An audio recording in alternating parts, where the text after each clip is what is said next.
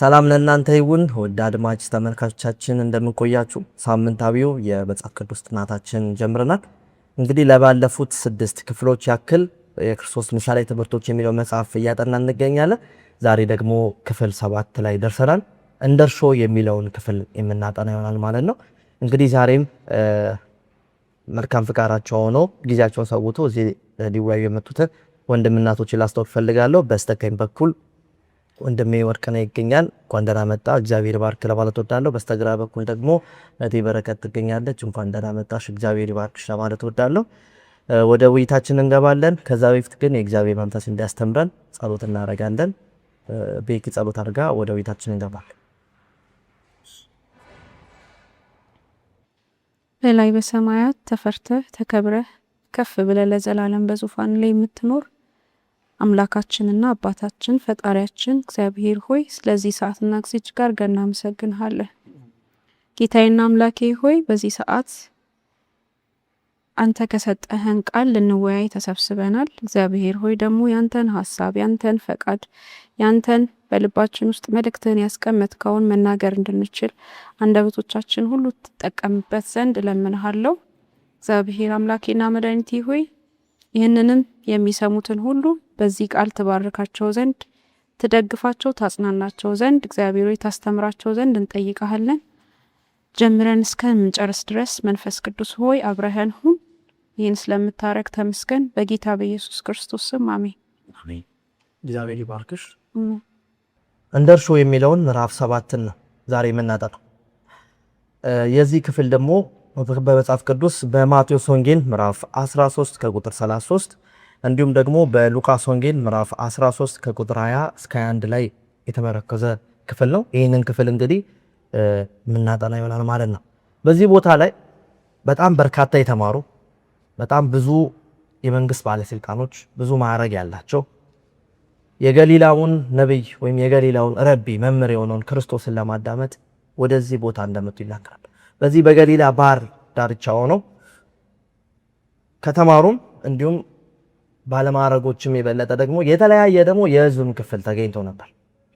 ድሆች፣ ያልተማሩ፣ ቡትቶ ለባሽ ለማኞች፣ በአፍረት የተሸማቀቁ ሌቦች፣ አንደበታቸው የታሰረ በኃጢአት የተበላሹ ነጋዴዎች፣ የዚህ ዓለም ተድላ የሚወዱ የበላይና የበታች አለቆች፣ ሀብታም ድሃ፣ ሁሉም የተሰበሰበበት በክርስቶስ እግር ስር ሁሌም እንደ አይነት ሰዎች መምጣታቸው አይቀርም። ኢየሱስ ሁሉንም እንደማይለይ የምናየው በዚህ ነውና በዚህ ቦታ ላይ ሆኖ ክርስቶስ አንድ ጥያቄ ጠየቃቸው። እሱ ምንድነው? ስለ እግዚአብሔር መንግስት ሊያወራቸው ሲፈልግ ስለሱ ስለመጣበት ዓላማ ወደዚህ ምድር ስለመጣበት ስለ እግዚአብሔር መንግስት ሊያወራቸው ሲፈልግ አንድ ምሳሌ ተጠቀመ። እሱም እርሾን። በተለይ በእስራኤል ሀገር ላይ ብዙ ጊዜ በምግባቸው ውስጥ ቂጣ የተለመደ ነውና ከቂጣ ጋር የተያዘ ደግሞ እርሾም አለና ዳቦን በብዙ ጊዜ የሚመገቡ ማህበረሰብ ነውና ከዛ ማህበረሰቡ ከሚመገብበት ካልቸር በመነሳት እንግዲህ ክርስቶስ ይሄንን ምሳሌ ተሰጣቸው እናያለን። ወደ መጀመሪያው ጥያቄ ለውይይት ወደ መረጥ ነው እናልፋለንና ወርቅሽ ካንተ ጀምራለሁ። ጥያቄው ምንድነው? ክፍሎቹ ላይ ስናነብ እርሾ በተደጋጋሚ ጊዜ በመጽሐፍ ቅዱስ ውስጥ አሉታዊ ወይም ኔጌቲቭ የሆነ ሳይድ ነው ያለው እና ይህንን ሳይድን ኢየሱስ የተጠቀመው ለምንድነው? ለእግዚአብሔር መንግስት ነው። የእግዚአብሔር መንግስት ጽድቅ ነው። የእግዚአብሔር መንግስት ንጹህ ነው። የእግዚአብሔር መንግስት ጻድቅ እና ይህንን ትልቁን የእግዚአብሔር መንግስት አሉታዊ ወይም ስለሰው አይቡን በማይሞላው ምሳሌ ነበር የሰጠውና ለምን ይመስላል እግዚአብሔር ይህንን ነገር መጠቀም የፈለገው? እሺ፣ እግዚአብሔር ይባርክ። እንግዲህ በዚህ ቦታ ላይ ክርስቶስ ኢየሱስ አሁን ባልከው ሴናሪዮ ላይ ሆኖ ነው ብዙ አይነት ሰዎች በተሰበሰቡበት፣ ህዝቦች ሁሉ በተሰበሰቡበት ይህንን የመንግስተ ሰማያትን ትምህርት ሲናገር ሳለ እርሾን መስሎ የመንግስተ ሰማያት ማለት በቃ እግዚአብሔር መንግስት በ3 መስፈሪያ ዱቄት ውስጥ ወስዳ እንደሸሸገችውን እርሾ ይመስላል ብሎ የተናገረው ክርስቶስ ኢየሱስና እንግዲህ መጽሐፍ ቅዱሳችን ላይ ስንመለከት እርሾ የተገለጸበትን አውድ ስናየው በብዛት በኔጌቲቭ ሁኔታ ነው የምንመለከተው። እንግዲህ ገና ከመጀመሪያው እስራኤላውያን እንኳን ከግብጽ በወጡበት ሰዓት ላይ በቂጣ በዓል በሚከበርበት እንዲሁም በዛ ሁኔታ ላይ የሚበሉት ቂጣ ወይም ደግሞ ዳቦ እርሾ እንዳይኖረው መጀመሪያውኑ ተነግሯቸው የነበረ ሁኔታ ነውና ስለዚህም እርሾ ራሱን የቻለ አሉታዊ የሆነ ምሳሌ አለው ማለት ነው።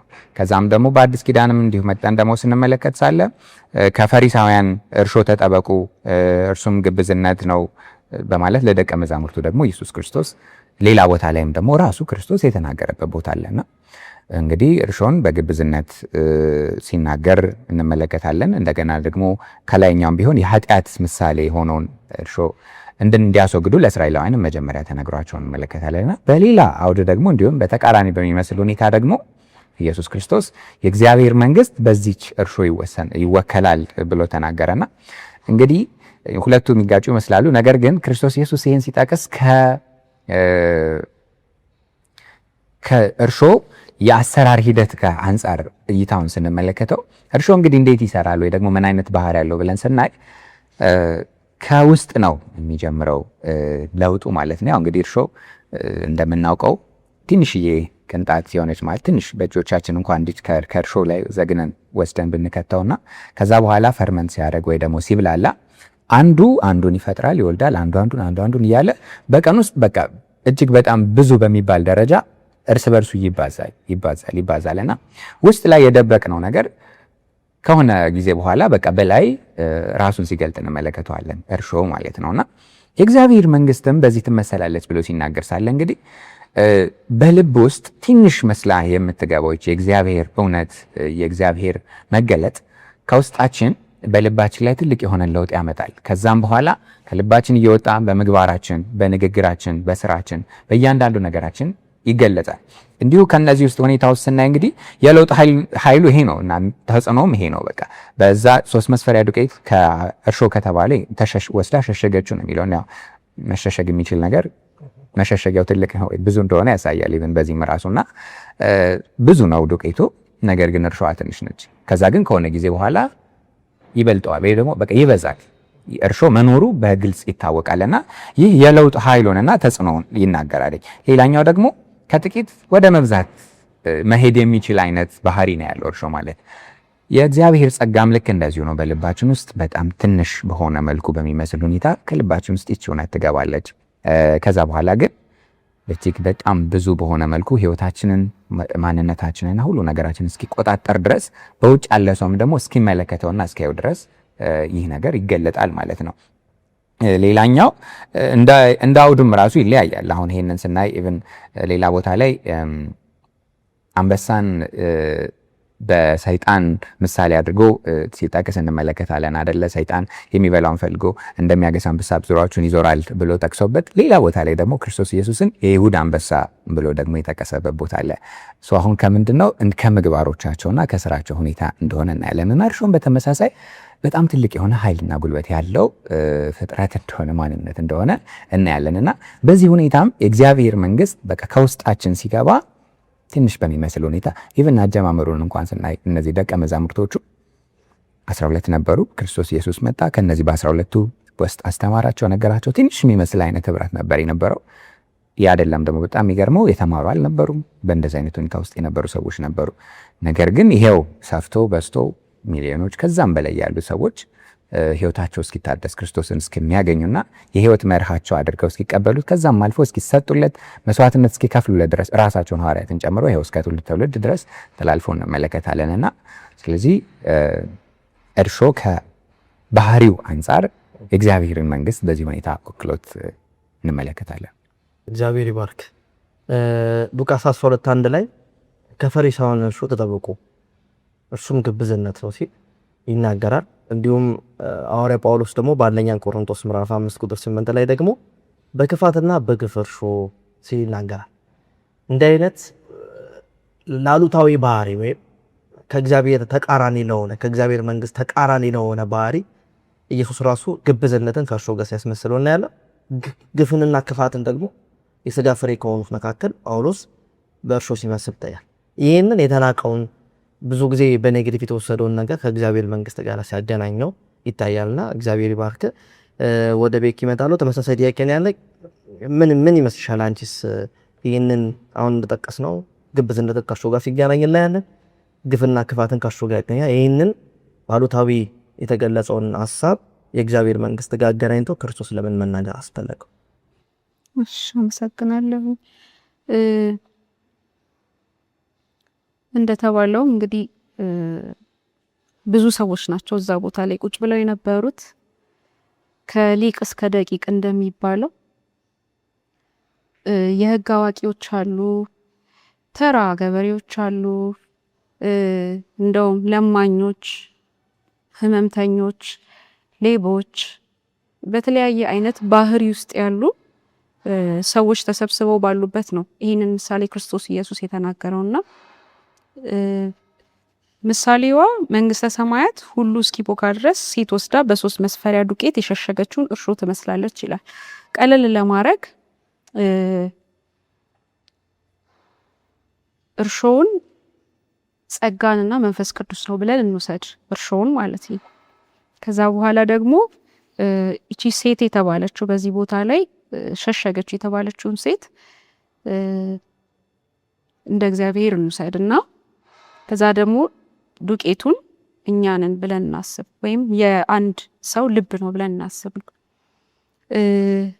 እንግዲህ እርሾ የኃጢአት ተምሳሌት ነው። ኢየሱስ ክርስቶስ ደግሞ በተቃራኒው ስለ ጸጋ እንዲያስቡ በማድረግ የጸጋን ኃይል፣ የክርስቶስን የምህረት ኃይል፣ የይቅርታ ኃይል እንዲያዩበት በመልካም መንገድ ተጠቅሞታልና የትኛውንም ኃጢአት፣ የትኛውንም በደል፣ የትኛውንም ክፋት ሊያጥብ ሊያነጻ የሚችለውን የክርስቶስን ጸጋ በኃይል ለመግለጥ ነው። ይሄ የጸጋን አቅም የጸጋን ኃይል ለማሳየት እንደተጠቀመው አስባለሁኝና ደግሞ ይህ እርሾ የተባለው ነገር ሴት እንግዲህ ወስዳ ስትሸሽገው ይከደናል። በነገራችን ላይ ከተቦካ በኋላ ብዙ ጊዜ ይከደናል፣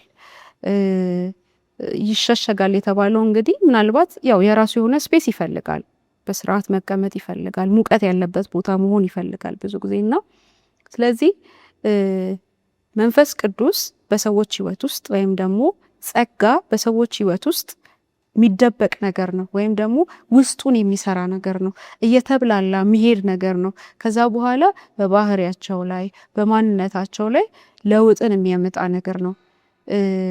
ሐዋርያቶችን ስናይኮ ባንዴ አይደለም የተለወጡት። ጴጥሮስ እዛው አሳ አጥማጅ በነበረበት በወንዙ ዳር ላይ አይደለም የተለወጠው። ብዙ ከኢየሱስ ጋር ጊዜ ፈጅቶበታል። ይክድ ነበር፣ ይፈጥን ነበር፣ ይቸኩል ነበር፣ ይጠራጠር ነበረ። ይሄን ሁሉ ባህሪውን ግን ክርስቶስ ኢየሱስ ከዚህ ምድር ካረገ በኋላ ነው መጨረሻ ላይ ነው እንግዲህ ራሱን በደንብ ሙሉ አድርጎ የሰጠው።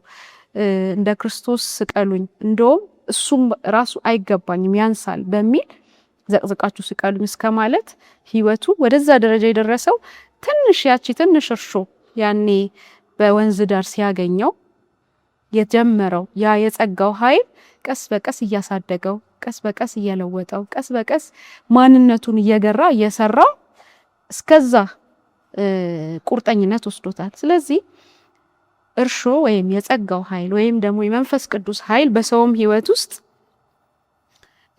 የሚሰራ እንደሆነ የሚለውጥ እንደሆነና የትኛውንም አይነት ያደፈ ማንነት የሚቀይር እንደሆነ እንድናይበት የሚያደርግ ምሳሌ ነው ብዬ አስባለሁኝ። ደግሞ ምን ይላል? ማንም ሰው በራሱ ህይወቱን ሊቀይር አይችልም፣ ባህሪውን ሊያስተካክል አይችልም። ምናልባት እንደው በሰዎች እይታ መልካም ነው ምናምን ልንባል የምንችለው ላያችን ሊያምር ይችላል። ምናልባት ይሄ እንትኑን ልናመጣው እንችላለን፣ ቸርች መሄድ መምጣቱን ምናምን ከሰዎች ጋር ስንነጋገር ሰላማዊ ንግግር ማድረጉ። ግን ውስጣዊ ማንነት ምንድን ነው? ፍቅርን የያዘ እስከ መጨረሻው የሚታመን በየትኛውም አይነት ሁኔታ ውስጥ ክርስቶስን የሚያንጸባርቅ ባህሪ ግን የሚኖረው በውስጥ ማንነት ሲለወጥ ነው፣ በውስጥ ልባችን ሲቀየር ነው፣ የጸጋው ኃይል በውስጣችን በደንብ ሲሰራ ነው። እና በዓለም ላይ የሚገኝ እውቀትም ሆነ የትኛውም ፍልስፍና የትኛውም አይነት ፎርሙላ ኃጢአትን ሊያጥቡ አይችልም። የትኛውም አይነት ሳይንስ ብናመጣ የሰዎችን ባህሪ እንደው ሊቀይር ቢችል እንኳን ላዩን ነው እንጂ ውስጣዊ የሆነ መለወጥ መንፈስ ቅዱስ የሚሰጠው ወይም የክርስቶስ ኢየሱስ ጸጋ የሚሰጠው ብቻ እንደሆነ አይቼበታለሁ እኔ ከዚህ ትምህርት። እግዚአብሔር ይባርክሽ። ክርስቶስ ይህንን ምሳሌ እንደተናገረው ይላል መጽሐፋችን ላይ የእግዚአብሔር መንግስት በእርሾ ትመሰላለች ይላል። ይህ ምንድነው የሚያሳየው? ቅድም እንዳልነው እርሾ በጣም በፍጥነትና በቶሎ ለመዋሃድ የሚያስፈልግ አንድ ዕቃ ንብረት ነውና የእግዚአብሔር መንግስትም ልክ የእግዚአብሔርን ጸጋን እንደሚወክል ያሳያልና ሰዎች ምንም ቅድም ቤኪ እንዳነሳችሁ መግቢያ ላይ እንዳነሳ ነው በጣም ብዙ እዚህ መጽሐፉ ላይ በጣም ነው የሚገርመኝ ለማኞች የተሸማቀቁ ሌቦችም ነበሩ ይላል። በቃ አፍረት ሌብነታቸው ፍር ብለው ግን በዛ ቦታ ላይ ግን በዛ እርሾ ሲናገር የነበረው እግዚአብሔር ለምንድን ነው ጸጋውን ለማመልከት ፈልጎ እንዴት እንደሚወዳቸውና ያ ጸጋ ለእነሱም ጭምር እንደሆነ እናልፋል። አሁንም ወደ ቤታችን እንቀጥላለን። ሌላ የምናነሳው አንድ ፖይንት እዚህ ክፍል ላይ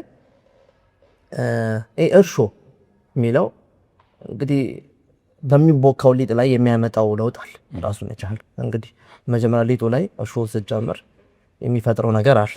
በተመሳሳይ ሁኔታ ያ የእግዚአብሔር ጸጋ አሁን እንዳልኩት የእግዚአብሔር ጸጋ በእኛ ባህሪ ላይ በዚህ በኃጢአተኛው ምክንያቱም ሮሜ 3:23 ላይ ሁሉ ኃጢአት ሰርቷል የእግዚአብሔር ክብር ጎሎታል። ስለዚህ ሰብአዊ ዘር በሙሉ ኃጢአት የሰራ የበደለ ክፋት ብቻ ነው ከልቡ የሚያመነጨው መልካም ነገር አያወጣው። እንዲህ ባለ ባህሪ ላይ የእግዚአብሔር ጸጋ ሲጨመርበት የሚፈጥረው አንድ ነገር ልክ እርሾ ሊጡ ውስጥ ገብቶ ልዩነት እንደሚፈጥር ሁሉ የእግዚአብሔር ጸጋ ደግሞ በባህሪያችን ላይ በዚህ በኃጢአተኛው ባህሪያችን ላይ ምን አይነት ለውጥ ሊያመጣ ይችላል ብለህ ታስባለህ? እሺ መልካም። እንግዲህ ይህ የእግዚአብሔር ጸጋ ውስጣዊ ረቂቅ የሆነ አሰራር ያለ የእግዚአብሔር ጸጋ በህይወታችን ውስጥ ሲመጣ የሚያደርገው ለውጥ ምንድነው ነው? እንግዲህ ከአሰራሩ ቅድም ካልነው ከመነሻው ከባህሪው እንደመጣ ነው። ከአሰራሩ ስናየው አንዱ እርሾ እንደምናውቀው ከውስጥ ወደ ውጭ ነው የሚሰራው ነው እና በላይ በኩል ምንም ነገር እንደሌለ አድርገን ብናስቀምጠው የተቦካው ሊጥ ከውስጥ ግን ብናስቀምጣት ወደ ውጪ እየተብላላ ወጦ ስንከፍተው ቅድም እንደተባለው ከተከደነው ላይ ሲከፈት በላይ ውጤቱን እንደምናየው ምናልባትም ደግሞ አንዳንዴ ከተከደነው ላይ ራሱ ገለውጦት ይወጣል። ቦካ ሲባል ይነፋል አይደለም? ውስጥ ላይ ካርቦን ዳይኦክሳይዱ እንዲወጣ ያደርገዋል ነው የሚለው ውስጥ ላይ ያለውን አየር እየነፋ ይወጣውና አንዳንዴ እንኳን ከድነ ነው በራሱ ገንፍሎ ገነፈለ ይባላልና ዛ ደረጃ ላይ ይደርሳልና ከዚህ አሰራር ስንመለከት ጸጋ በሰው ህይወት ውስጥ ሲመጣ ልክ እንደዚሁ ነው የሚያደርገው። ምናልባትም ውጫዊ ነገርን ከውጭ አይደለም የሚጀምረው ወይም ደግሞ ህግን ከመጠበቅ ወይም ቤተክርስቲያን ቅድም እንደተባለው በመሄድ አለበለዚያም ደግሞ አንዳንድ መደረግ ያሉባቸው ነገሮችን ከማድረግ ወይም ስርዓትና ልምዶቻችንን በመፈጸም ብቻ የሚከወን አይደለም። የእግዚአብሔር ጸጋ ወደ መዳን የሚያመጣን ማለት ነው። ወይም ደግሞ ባህሪያችንን ሊቀርጸው የሚችለው ማንነታችንን ሊለውጠው የሚችለው ነገር ግን ከውስጥ የሚያወጣ ነገር ነውና ኢየሱስ ክርስቶስን በአንድ ቦታ ላይ ሲናገር ሳለ የሰው ልጅ በልቡ ያለው ነው በአፉ የሚያወጣው ብሎ ይናገራልና አንዳንድ ጊዜ ለንግግሮቻችን ምናልባት ተጠነቀቅን ብለን እናስብ ብዙ ነገር ልንል እንችል ይሆናል። ነገር ግን ያ አይደለም። የእግዚአብሔር ጸጋ በውስጣችን ሲሆን ግን ሰዎች እንኳን እስኪገረሙ እንደገና ደግሞ እስኪደነቁ ድረስ ምን አይነት ለውጥ እንደሆነ እስኪታይ በቃ በሚታይም ሁኔታ ከውስጣችን ወጥቶ ከልብ የፈነቀለ አይነት ለውጥ ሆኖ እንመለከታለን እንጂ የእግዚአብሔር ጸጋም ልክ እንደዚሁ ነው። በቃ በህይወታችን ውስጥ ህግጋትን በመጠበቅ ወይም ስርዓታዊ በሆነ መልኩ ወይም ደግሞ መደረግ አለበት ብቻ ብለን ከምንለው ወግና ልማዳችን በዛው መስመር ከመሄድ በዛ ውስጥ የሚገኝ አይነት ለውጥ አይደለም። የእግዚአብሔር ጸጋ በውስጥ ሲመጣ ያንን ነገር ራሱ የሚያስደርገን ወይም ደግሞ ይሄ የእግዚአብሔርን ባህሪ ለመከተል እንድንፈልግና እንድንወድ ራሱ የሚያደርገን ይሄው ከውስጣችን ያለው የእግዚአብሔር ጸጋ ነው፣ መቆጣጠር እስከማንችል ድረስ ማለት ነውና ቀደም በምሳሌው እንደተጠቀሱት በረከት እንደተጠቀሰችው የሐዋርያት ህይወት ራሱ ለዚህ አንድ ማሳያ ነው። በቃ በመጀመሪያ ላይ በነበራቸው ህይወት የሆነ ችኩልነት ነበር። መጀመሪያ የነበረባቸው ባህሪ ይስባቸዋል። አንዳንዴ ድካም ይኖራል፣ አንዳንዴ መሰልቸት አይነት ብዙ ነገሮችን እንመለከት ነበርና ቁጣ ራሷን ብዙ አሉ እንደዛ አይነት ነገሮች ነበሩ። የእግዚአብሔር ጸጋ ከመጣ በኋላ ግን አይደለም መቆጣትና የሚቆጧቸውን እስከ መመረቅ ደረጃ አይነት አይደለምና ወደ ኋላ ማለትና ነው እኛ የተሰቀለውን ክርስቶስን ሰብክ ዘንድ እሱን እንታዘዝ እንጂ እናንተ እንታዘዝ አይገባም እስከ ማለት ደረጃ ድረስ ፍርሃት የሚባለው ነገር ሁሉ እስኪወገድ ድረስ ማለት ነው። ከስርዓት እንዲህ ነገሮችን ከማድረግ ከእንደዚህ አይነት ውጪ ወጣው ነገር ግን በቃ ከራሱ ከመንፈስ ቅዱስ ከውስጥ ወደ ውጪ የፈነቀለ ነገር እናያለን። ሌላኛው ደግሞ ይሄ ድምፅ አልባ ነው። ለውጡን ስንመለከት ልክ አንዳንድ ነገሮችን ስናዋሃድ እንደሚፈጠረው አይነት ድምፅ ኢቨን እንኳን መጀመሪያ ሊጡ ሲቦካ ከውሃው ጋር በሚካሄደው አይነት ድምፅ አለ አይደለ? ያ አይነት አይደለም። እርሾ ግን ራሱ ነው በቃ ራሱን በራሱ የሚያወቀው ውስጥ ላይና ሳይለንት የሆነ ነገር ነው፣ በቃ ድምፅ አልባ ነውና ምንድነው ይሄ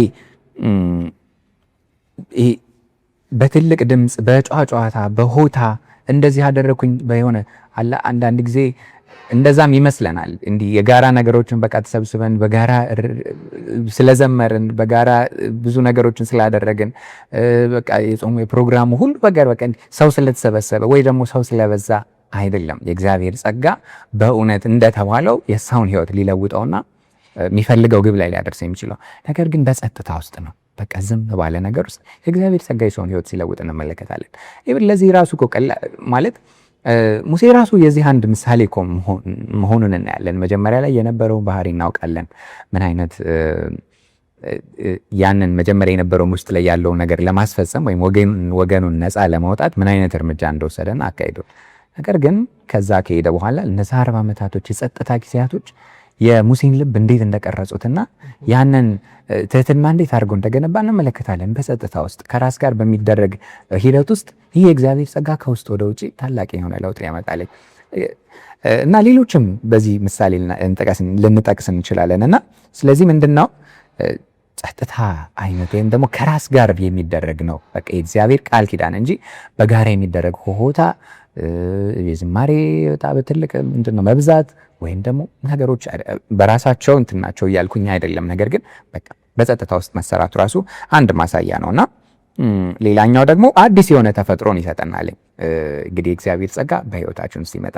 ይሄ ምንድነው እርሾ በዚህ ሊጥ ውስጥ ገብቶ ማነው ዱቄት ውስጥ ገብቶ ወይም ሊጥ ውስጥ ከገባ በኋላ መጀመሪያ የተቦካው ሊጥና እርሾ ከገባበት በኋላ የሚኖረው ሊጡ በራሱ ባህሪው ይቀየራል።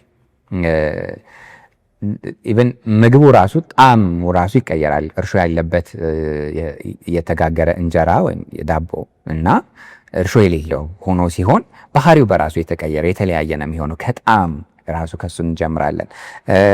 የእግዚአብሔር ጸጋም በውስጡ ላይ ያለ ሰው ወይም ሲኖር ጣዕማችን ራሱ ይቀየራል። በቃ ለእግዚአብሔር የሚቀርብ የሆነ ደስ የሚል የሚጣፍጥ አይነት ሽቶ ያለውን መስዋዕት ሁሉ ሁነን ነው ራሳችንን የምንቀርበው። ይዘን መቅረብ አይደለም፣ ራሳችን ራሱ ልክ እንደዛ ሁነን እንቀርባለን። እና እርሾም ይሄንን አይነት ነገር ነው የሚሰራው። በቃ ማንነቱን ራሱን ይቀይረዋል፣ የሊጡም ማለት ነው። እንደገና ትንሽ ነገር የነበረውን ሲቦካ ጥቅልል አድርገን ከታች የነበረውን ቅድም እንዳለው ሞልቶ ክዳኑን ያልወጣው እስኪወጣ ድረስ በቃ ባህሪውን ትልቅ እስኪሆን ድረስ ሁሉ ያደርገዋልና ሰው ማንነት ይሄ ተፈጥሮውን ራሱ እግዚአብሔር ጸጋ በዛ አይነት ሁኔታ ውስጥ ይቀየዋል። እስክንደነቅ ሌላም ደግሞ እስክንገረም ሌሎችን በዙሪያችን ሰዎች ያሉ ሁሉ እንዴት ይሄ ነገር እንዴት ሆነ ብለው እስኪናገሩ ድረስ ይሄን ነገር መመልከት እንችላለን። እግዚአብሔር ይባርክ። እንግዲህ የተወያየን ያለ ነው እንደ እርሾ የሚለውን ምዕራፍ 7ን ያጠናን ያለ ነው። እንግዲህ ካፍታ ቆይታ በኋላ ደግሞ ተመልሰን ቀጣዩን ደግሞ እንወያያለን ማለት ነው። ባላችሁበት ጠብቁ። የክርስቶስ ምሳሌያዊ ትምህርቶች የተሰኘው መጽሐፍ ክራይስትስ ኦብጀክት ሌሰንስ ከተሰኘው የሄለን ጂ ዋይት መጽሐፍ የተተረጎመ ነው። መጽሐፉ በመጀመሪያ እንደ አውሮፓውያን አቆጣጠር መስከረም 1900 ዓ.ም የተጻፈ ሲሆን ላለፉት 126 ዓመታት ከ100 በሚበልጡ ቋንቋዎች ተተርጉሞ ለአንባቢያን ትልቅ መንፈሳዊ በረከት ሲለግስ ቆይቷል። መጽሐፉ ክርስቶስ በምድር ላይ እየተመላለሰ ባገለገለባቸው ዓመታት የሰው ልጆች የሰማይን መንግሥት ምንነት፣ ዓላማና አሰራር እንዲገነዘቡና ከዚሁ መንግሥት መሪዎች ጋር በተጣጣመ መልኩ እንዴት መኖር እንደሚገባቸው ለማስተማር የተጠቀመባቸውን ምሳሌዎች መጽሐፍ ቅዱሳዊ ይዘታቸውን ማዕከል ያደረገ እውነተኛ ፍቺ ይሰጣል። ከዚህም በተጨማሪ ምሳሌዎቹ ለሰው ድነትና የቅድስና ሕይወት ጉዞ በእጅጉ ጠቀሜታ ያላቸውን አንኳር የመጽሐፍ ቅዱስ እውነቶችን የሚዳስሱ በመሆናቸው እነኚህን ምሳሌያዊ ትምህርቶች በጸሎት መንፈስ ሆኖ በትጋት ማጥናት ብርቱ መንፈሳዊ ሕይወትን ከማዳበር አኳያ ጠቀሜታው የላቀ ነው። ካፍታ ቆይታ በኋላ ተመልሰን ተገናኝተናል። እየተወያየን ያለ ነው ምዕራፍ 7ን እንደ እርሾ የሚለውን ክፍል። ቅድም ወደ አነሳነው ጥያቄ ያልፋሉና ወደ ቤት ይመጣሉ።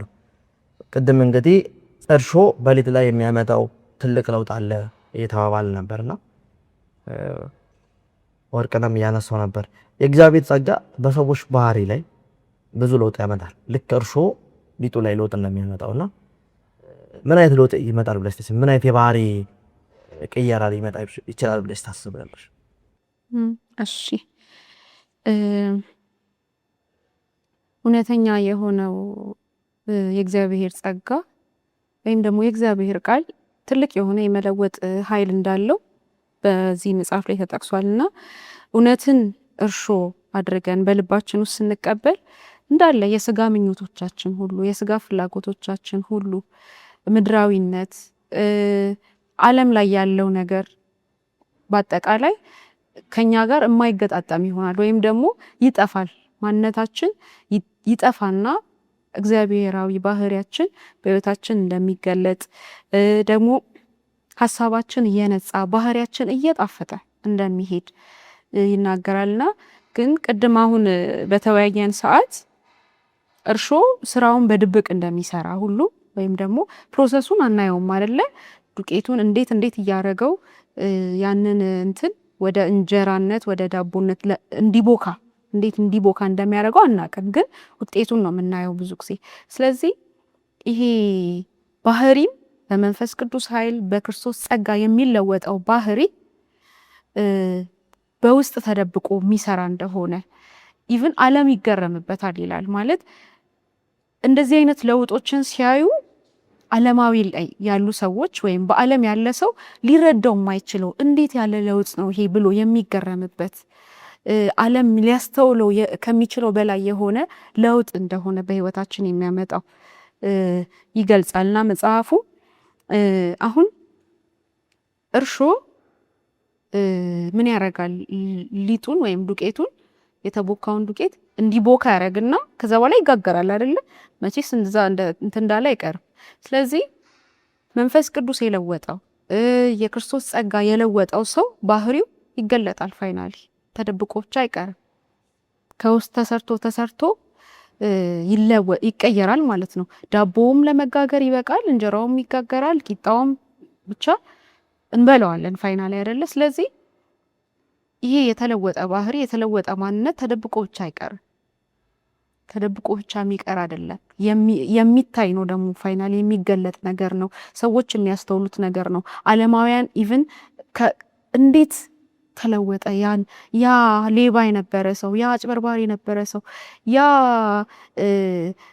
በቃ ውዳቂ የነበረ ሰው እንዴት ተለወጠ ብለው እስኪገረሙ ድረስ የነ ጴጥሮስ ህይወት ይመሰክራል። የኢየሱስ ክርስቶስ በውሃ አጠገብ ያገኛት ሴት አመንዝራ ሴት ታሪክ፣ እነዚህ ሁሉ ሰዎች የክርስቶስ ጸጋ ልባቸውን ከለወጠ በኋላ ለዓለም የሚተርፉ ሰዎች ሆነዋል። ስለዚህ ተደብቆ እንኳን ቢሰራ መጨረሻ ላይ ወጥቶ ለሰዎች በረከት የሚሆን የሚተርፍ ፍቅርን፣ ርህራሄን፣ ቸርነትን፣ በጎነትን የሚያሳይ ባህሪ ይሆናል ማለት ነው መጨረሻ ላይ።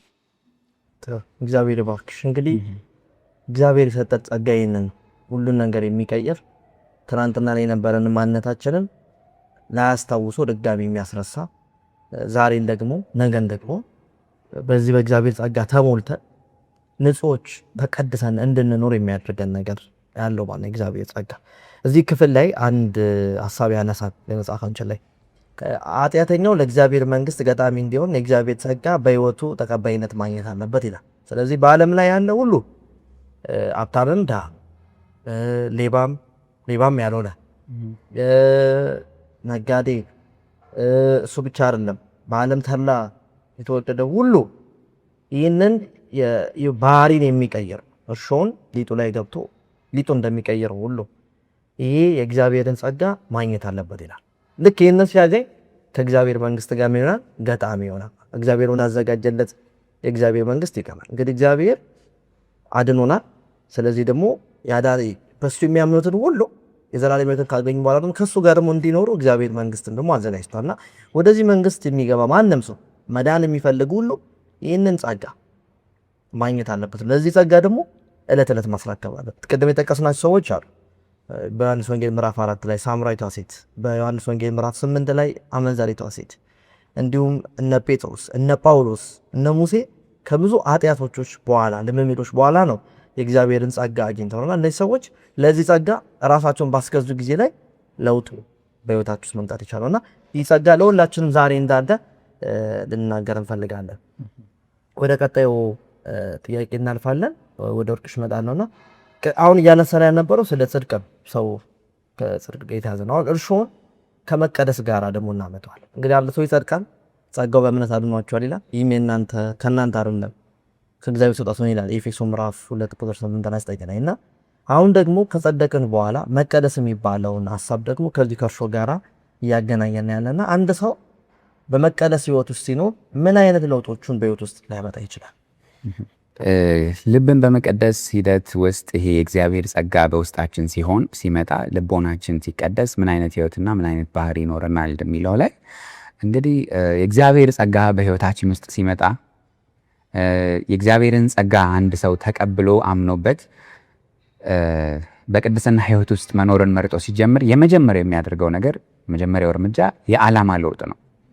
ምናልባት ይህ ሰው ከዛ በፊት ይኖርለት የነበረው የሆነ አይነት ዓላማ አለው። እኔ እንደዚህ ለማሳካት በዚህ መስመር ለመሄድ ይሄን ለማድረግ ይል የነበረው ይኖርለት እስከ ሞት ድረስ የሚሄድለት አይሆን አይነት ዓላማ ሊኖረው ይችል ነበር። ከዛ በኋላ ግን በቃ በእግዚአብሔር ጸጋ ውስጥ ገብቶ በቅድስና ህይወት ለመኖር ወስኖ እስከተራመደ ድረስ የመጀመሪያው የሚያደርገው የዓላማ ለውጥ ነው። ለዚህ ምሳሌ የሚሆነን መጽሐፍ ቅዱሳችን ላይ በመጀመሪያ ገበሬ የነበረው ኤልሳዕ ለዚህ ማሳያችን ነው። በዚህ በግብርና ሂደት ውስጥ ነው በቃ ጥሩ ገበሬ መሆን ምናልባት ይሆናል ዓላማው። ጥሩ ገበሬ እስከሆነ ወይም በዛ ስራ ላይ እስካለ ድረስ ጥሩ መሆን ያው እንደ ፕሮፌሽኑ አስፈላጊ ስለሆነ ማለት ነው። እንደዛ ይሆናል የሚሆን የነበረው ቤተሰብ፣ ሌላ ወዳጅ ዘመድ፣ ብዙ ነገር። ከዛ በኋላ ግን የምናስታውሰው ነው ልክ ኤልያስን ሲያገኝ ከዛ በኋላ ምንድነው ያደረገው? ኤልሳዕ ሁሉ ነገሩን ተበግፎ አድርጎ ለዛው የማረሻውን እንጨት ነው ሁሉ አይደለ ፈልጦ ምን አድርጎ በሬዋን አርዶ ምግብ አድርጎ ሁሉ በቃ ኦፊሻሊ ይሄንን ስራ ትቶ ዓላማውን ወደ እግዚአብሔር በዛ አይነት ህይወት ውስጥ ለመመላለስ ሙሉ ለሙሉ ራሱን ሰጥቶ ሲመላለስ እንመለከተዋለንና የመጀመሪያው ነገር ራስን የመቀድሶ መስጠት ወይ ደግሞ ዓላማን የሆነ ነገር ነው። ዓላማን እስከ መቀየር ለሌሎች መኖርን ይጀመራል። ምናልባት መጀመሪያ ለራስ አልነበር፣ ከዛ በኋላ ግን ለሌሎች መኖር። ምናልባት ደግሞ ለራስ በመኖር ሂደት ውስጥ የኔ ለማድረግ በሚኬደው ሂደት ውስጥ ሰላም ማጣት ይኖራል። በእግዚአብሔር ሂደት ውስጥ ሲኬድ ደግሞ ለእግዚአብሔር ነውና ይሄ አእምሮን የሚያልፈው ውስጣዊ ሰላም ደግሞ የራሱ ሆኖ እንመለከታለን። የእግዚአብሔር ጸጋ በውስጥ ውስጥ ያለ ሰው እንመለከተዋለን። ቅድም እንዳለው ይገለጣል ብለናል ነበር። ሰላም ያለው ሰው ሆኖ እንመለከታለን። ለሌሎች የሚኖር ሰው ሆኖ እንመለከታለን። እንዲሁም ደግሞ በቃ ሌሎች ስኬትን አግኝተው መመልከት ጥማቱ የሆነን ሰው እናያለን። ሌላኛውና ትልቁ ነገር ደግሞ ከቁጣና ከመኩራራት ከእንደዚህ አይነት ነገሮች ደግሞ ወደ መረጋጋት የሚለውጥ የጸጋ ህይወት እንመለከታለን። አሁን እነዚህ ሁሉ መጠቅሳቸው ፕራክቲካል የሆነ ነገር ስለሆነ ነው። መሬት ላይ የወረደ ነገር የሚታይ ነገር የሚገለጥ ስለሆነ ማለት ነውና ቶሎ መቆጣት የነበረበት እንደዛ አይነት የነበረበት ሰው ከዛ በኋላ ግን ሁሉን ነገር ትቶ እንደገና ደግሞ በቃ እንዲያውም ሲገርፉት እንዲያውም ሲጎዱት ወደ መመረቅ ደረጃ ሁሉ እስከ መድረስ ድረስ። ስለዚህም ቅዱስ መጽሐፋችን ምሳሌ የሚሆን ሰው አስቀምጦልናል። ለምሳሌ አሁን ለዚህ ጴጥሮስ ማሳያችን ነው። ክርስቶስ ኢየሱስን ወደ መጨረሻው ሰዓት ላይ መጣው ሊይዙት ሳለ በቃ በስሜት ምንድነው ከአወጣና ከሰገባው ሰይፍ አውጥቶ ጆሮን ቆረጠ ነው የሚለው አንዱን ጭፍራ። እንዴ ማን ነው? እኔ እያለሁ እኛ እያለን እንዴት የኛን አስተማሪ ማን ነው የሚያደርገው አይነት ስሜት ውስጥ የነበረ ሰው። ከዛስ የእግዚአብሔር ጸጋ ሲመጣ በጭራሽ አይደለም እንደዛ ምንም ነገር ሲያደርጉት ቅድም ከእቴ በረከትም ጠቅሰዋለች የነበረውን ህይወትና መጨረሻው ራሱ ያለፈበት ህይወት ለዚህ ራሱ ማሳያ ነው። ከህይወት ያለፈበት የሞተበት ሁኔታ ራሱ በጣም ትልቅ የሆነ ማሳያ ነው። ስለዚህ የእግዚአብሔር ጸጋ ሲመጣ መረጋጋትን፣ ትህትናንና እንደዚህ ነገሮችን ያሳያል። ሌላኛው ደግሞ ድምፅ አልባ የሆነ መተማመን ይሆናል። ቅድም ይህ እርሾ በውስጥ ላይ እንደሚሰራው ይሄ እግዚአብሔር ጸጋ በውስጥ በጸጥታ እንደሚሰራ ሁሉ ይሄ ሰላምና መተማመን የሆነ በቃ ጸጥታ ውስጥ ያለ ነገር ይሆናልና እንዴት ነው አንዳንድ ጊዜ ችግሩ ሲመጣ ወይ ደግሞ የሆነ ነገር ሲሆን በቃ ይረዳኛል ብለን ወደምናግዘው ሰው ያግዘኛል፣ የሆነ መፍትሄ ይኖረዋል እሱም ማሷማ ወደ ሆነ ሰው ከዛ በሰው ላይ ከመተማመን ያነሳናል። ይሄ እግዚአብሔር ጸጋ ሙሉ በሙሉ እንድንነሳ ያደርገናልና ራሱ እግዚአብሔር ላይ ብቻ እንድንደገፍ ያደርገናል። ያ ካልሆነ ልቦናችን ይሰበራል። የራሱ የእግዚአብሔር ቃል ይናገራል እኮ በሰው የታመነ እርጉም ይሁን እስከዚህ ደረጃ ድረስና በቃ መተማመኛ ሊሆን የሚችለው እግዚአብሔር መሆኑን በግልጽ ይመለከትና ከሰው አይኖቹን ያነሳል፣ ከሰው ልቦናውን ያነሳል። ይሄ ከሌ ያደርግልኛል፣ ከሌ ያሳካልኛል፣ ታደርግልኛል ሙሉ በሙሉ በቃ ያነሳል። መታመኑ በሙሉ የጸጥታ ውስጥ ነው፣ ከእግዚአብሔር ጋር በቃ ከራሱ ጋር ይሆናል። ውጫዊ ነገሩ ሰላም ነው። አናቅም እኮ በዛ ሰው ህይወት ውስጥ ምን እየተካሄደ እንዳለ። ስለሳቀ የሆነ ሰው ደግሞ ምንም ስላላለ መጥፎውን ስላልተናገረ ስላላማረረ ህይወቱ ሁሉ ሰላም ነው መልካም ነው ማለት አይደለም። ይሄ ማለት ክርስትና እንደዛ ማለት ነው ደግሞም አይደለም። ይሆንልሃል፣ ይሳካልሃል፣ ሁሉ ነገር ሙሉ ነው ማለት ፍጹም አይደለም። ታላላቅ የሃይማኖት አባቶች በእንደዚህ አይነት ሰላም ውስጥ አይደለም ያለፉት። ነገር ግን በታላቅ መከራ ውስጥ ውስጣዊ በሆነ ሰላም ግን አልፈዋልና በጸጥታ ውስጥ የሆነ ሰላምና መረጋጋት በዛ ሰው ህይወት ውስጥ ሲከሰት እንመለከታለን። እንዲሁም ደግሞ ንግግርና ራስን መቀደስ በጣም ለዚህም ብዙ ምሳሌዎች መጽሐፍ ቅዱሳችን ላይ ማግኘት እንችላለን። ከዚህም ራሱ አንደበቶቻችንን ከመግራት አንደበቶቻችንን ከመቆጠብ ከዚህ ሁሉ በቃ በእንደዚህ አይነት መልኩ ሁኔታዎች የተገለጸ ይሆናልና ሌላው ትልቅ የሆነው ነገር ደግሞ ሌላ ለሰዎች ያለን አመለካከት በራሱ ይቀየራል። በቃ ራሱ እግዚአብሔር በአምሳሉ የፈጠራቸው ሰዎች እንደሆኑና ሰውን ከትልቁ ህግ እንዲያውም ይሄ ነው አይደለም፣ ሁለቱ ህግ ሁሉ ሲጠቃለል ፍቅር ሆነው እግዚአብሔር አምላክን መውደድ እንዲሁም ደግሞ ጓደኞቻችን ወይ ደግሞ ወዳጅ ዘመድ እንዴት ነው የሰው ልጅ በሙሉ ማለት ነው በቃ ዙሪያችን ላይ ያለ ሁሉ እነሱን መውደድ ነው ሁለቱ ህግጋቶችና ይሄ እግዚአብሔር ጸጋ እዛ ውስጥ ሲሆን ይሄን ነው የሚሆነው። በቃ ክርስቶስ ራሱ ኮይን ያሳየን ይሄን ነው አይደል እንዴ? ሲያንገላቱት፣ ሲገርፉት፣ ምንም ሲያደርጉት ሲጸልይላቸው ነበር። የሚያደርጉትን ያቁምና ይቅር በላቸው እኮ ነው የሚለው። እነሱን እያየ እኮ ያዝንላቸው ነበር እኮ ይሄ ሁሉ ሲሆን ማለት ነው እንጂ እንዴት ይሄ ሁሉ ያን ሁሉ ነገር ማድረግ ሲችል ብዙ ነገር ማድረግ ሲችል ዝም ያለውና በትዕግስት ውስጥ ያለፈው የእግዚአብሔር ጸጋ እዛ ውስጥ የራሱ መገለጫ ስለሆነ ነውና ብዙዎቹም ሐዋርያት ይሄ ነገር ነው ያደረገው። የእግዚአብሔር ጸጋ በውስጣችን ሲሆን አፍቃሪዎች እንሆናለን። በግራና በቀኝ ያለውን ወከባ በሙሉ እንተዋለና በዛ ሰው ህይወት ውስጥ ያለውን እግዚአብሔር የከፈለለትን ዋጋ የተከፈለለትን ያንን ሰው መመልከት እንጀምራለን ከኛ ጉዳት አልፈንና እግዚአብሔር ጸጋ ሲመጣ ይሄ ነው በፈተናዎች ሁሉ መጽናትን ሁሉ እንደዚህ አይነት ነገሮች በህይወታችን ይከሰታሉ። ሌላኛው ግን ማንሳት የሚፈልገው ሐሳብ ይሄ ሁሉ ሲሆን ታዲያ እንደ ክርስቲያን እንደ አባል ወይም የእግዚአብሔር ጸጋን ተቀብሎ እንደኖረ አንድ ክርስቲያን አምኖ እንዳለ እንደተጠመቀ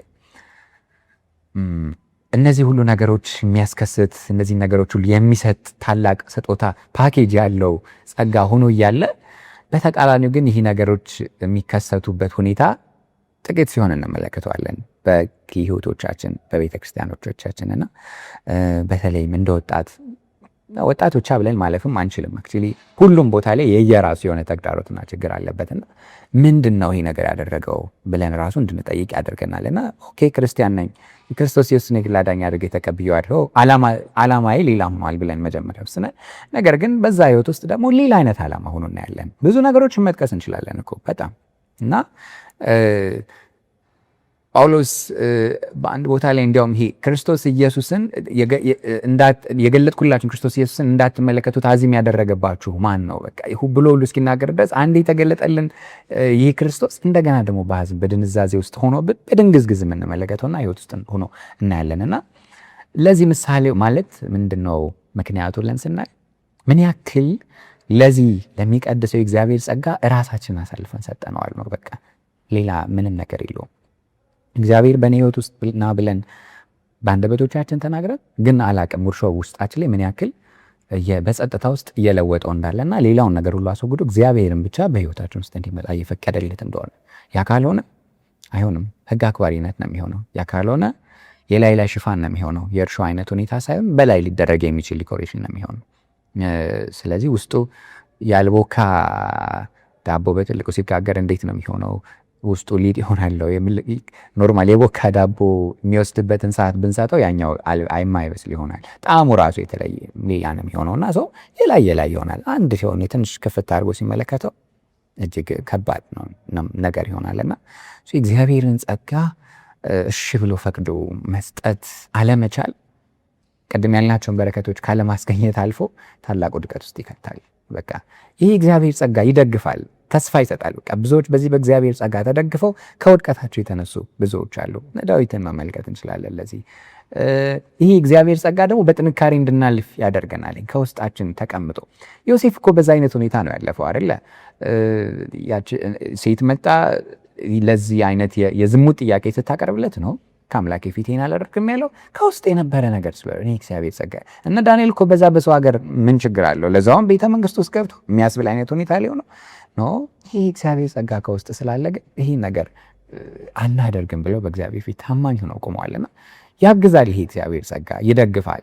በድካም ውስጥ እንድንኖር አሳልፎ ለራሳችንም አይሰጠንም።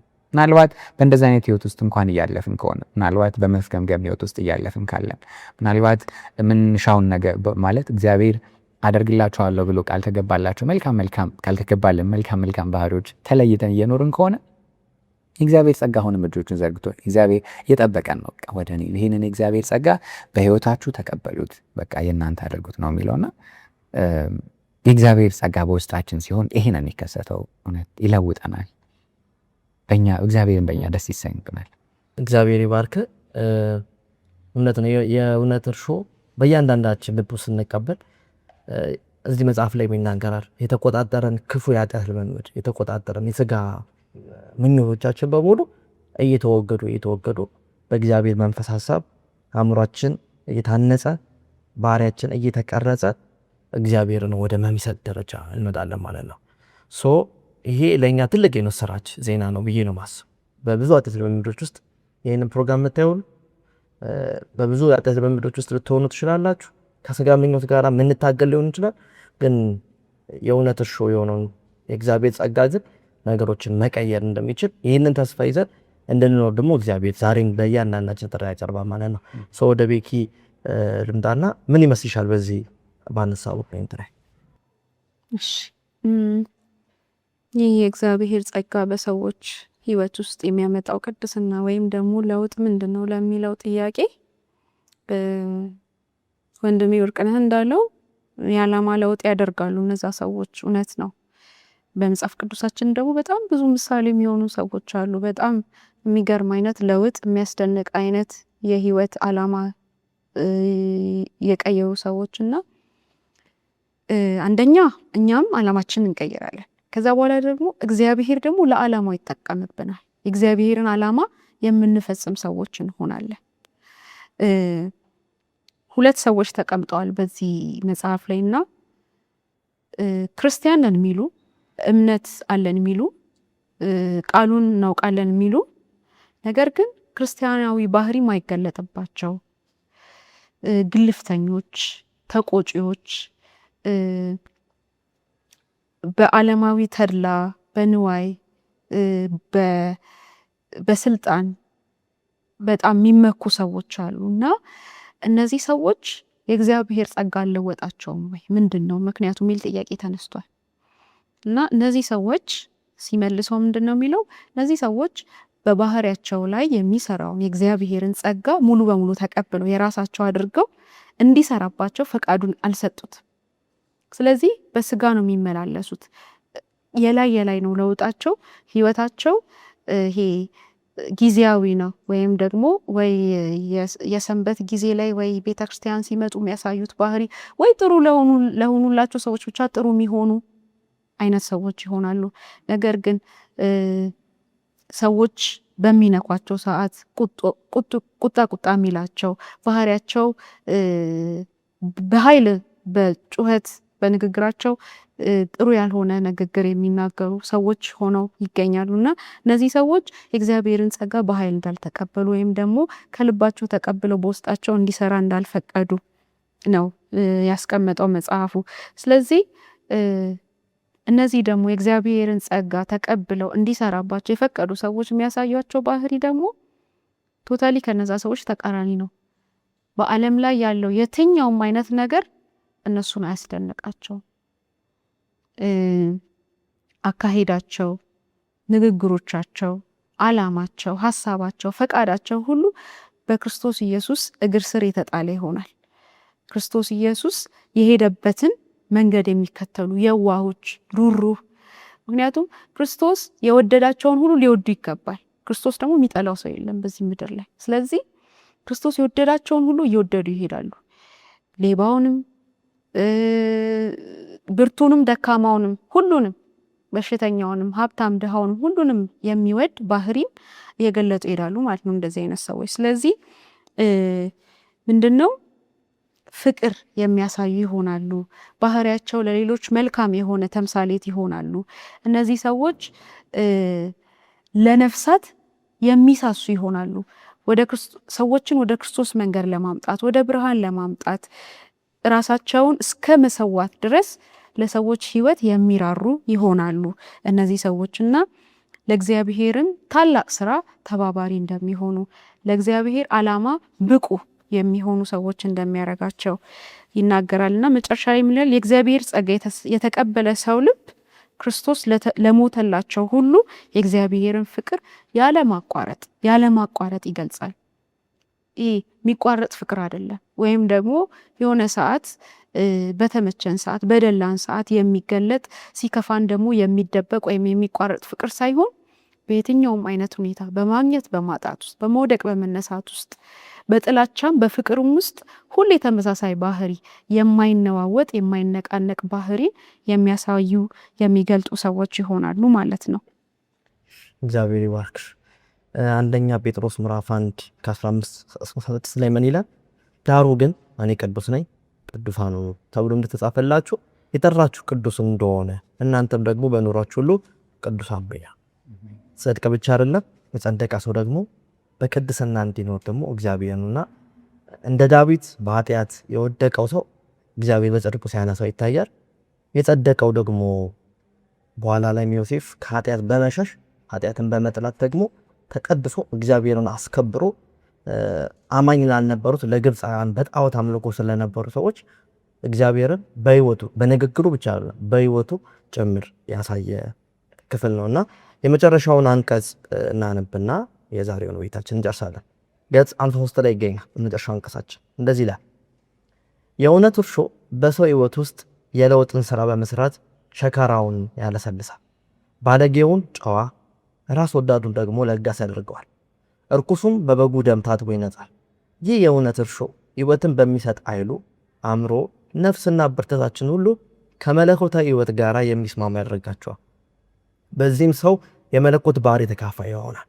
ክርስቶስ በዚህ በላቀና ፍጹም በሆነ ባህሪ ይገለጻል፣ ከፍ ከፍም ይላል።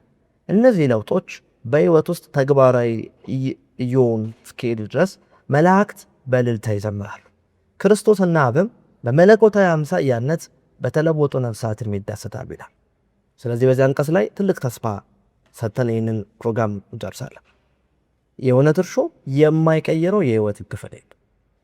ሻካራ የሚባለው ጠንካራ የሚባለው ትዕቢተኛውን ልብ ያለሰልሰዋል። ባለጌ የነበረውን እኛ አይሆንም ብለን ያሰብነውን ሰው ጨዋ ያደርገዋል። ራስ ወዳጅ ለራሱ ጥቅም ብቻ ለራሱ ተላ የሚያስበውን ሰው ለጋስ የሚያደርግ ነው። ያኔ ክርስቶስ በዚህ ሰውዬ ጋራ ከፍ ከፍ ይታያል። ያኔ ክርስቶስ ብቻ በሰውየው ማንነት ላይ ብቻ ይታያል ማለት ነው። በዚህ መላእክቶች ጭምር እንደሚደሰቱ ይናገራል። ይህ ድል እዚህ ላለ ነው ለእናንተም ጭምር ተሰጠደለ። መለኮት በእኛ ላይ መስራት ይፈልጋል። ክርስቶስ በእኛ መገለጥ ይፈልጋል። ይህንን ስለምናደርገው ግን በእግዚአብሔር ጸጋ ግን ኃጢአትን በመተውና በመጥላት እንደሆነ እንደ እርሾ የሚለውን ሀሳብ ያስተምራል ነው። ስለዚህ ይህንን ጸጋ ሁሌ በህይወታችሁ ውስጥ እንድትላበሱ እንዲሁም እንድታነቡት እንድትመረምሩት ሁሌም እንድትጸልዩ ለማበረታታት እንፈልጋለን። ስለነበረን ቆይታ እግዚአብሔርን እጅግ አድርገን እናመሰግነዋለን። አሁንም የክርስቶስ ምሳሌ ትምህርቶችን መጽሐፍ እያጠናን ነው የምንገኘው። እንድታነቡት እንድታጠኑት ለማደፋፈር እንፈልጋለን። የእግዚአብሔር ጸጋና ሰላም ይብዛላችሁ። መልካም ቆይታ